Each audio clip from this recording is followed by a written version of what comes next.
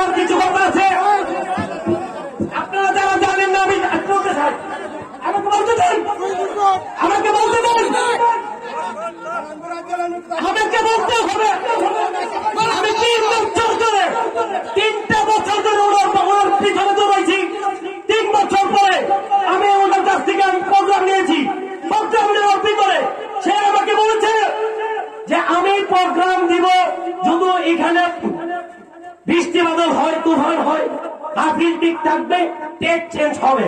আমার সঙ্গে কথা হয়েছে, আমার সঙ্গে কথা হয়েছে, আমি তা প্রমাণ দিতে পারবো, আমার কাছে ভিডিও আছে। এখন শেষ পর্যায়ে উনি আমার সঙ্গে কথা বলেছেন আমি ডেট চেঞ্জ করবো না। যেই আজকে আসার কথা বলছিল সে আমাকে বললো ওয়েদারের সমস্যা, যার জন্য ওয়েট করতে হবে। আমি বললাম যে ঠিক আছে, যদি ওয়েট করতে হয় 1 ঘন্টা নয় আরো 5 ঘন্টা ওয়েট করবো, তারপর আপনি আসতে হবে, আপনার জন্য আমরা ওয়েট করবো। সে আমাকে বললো ঠিক আছে।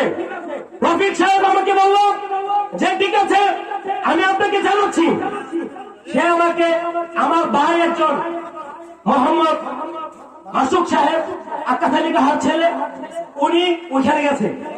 আমরা গত সোমবারে ওনাকে 20,000 টাকা হাদিয়া দিয়েছি। তার পাশাপাশি আমরা এখান থেকে 7 জন গিয়ে ওনাকে নিয়ে আসছি, ওনাকে গিয়ে দাওয়াত দিয়েছি, দেখা করে আসছি। উনি বললো যে ঠিক আছে, আপনি হেলিকপ্টারের ভাড়াটা আপনি বুকিং করেন। এখন বুকিং করার ক্ষেত্রে আমি 70,000 টাকা ব্রাহ্মণবাড়িয়া থেকে আমি ডিপোজিট করেছি, ওনার অ্যাকাউন্টে দিয়ে দিছি। দেওয়ার পর আরো 30,000 টাকা, আরো 70,000 টাকা প্রয়োজন। 70,000 টাকা আগে দিয়েছি, তারপরে 60,000 টাকা প্রয়োজন। আমি 60,000 টাকা দিতে গিয়ে আমি আমার বাইকে এখান থেকে পাঠাইছি। আমার বাইকে পাঠানোর পরে সে আমাকে তখন কেন বললো না যে ওয়েদার খারাপ? আমার কাছ থেকে 60,000 টাকা নেওয়ার পরে সে কেন বললো ওয়েদার খারাপ?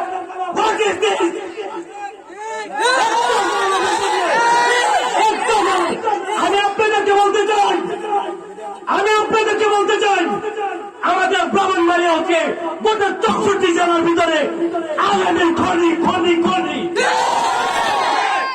আমার অধিকত আমাদের প্রখ্যাত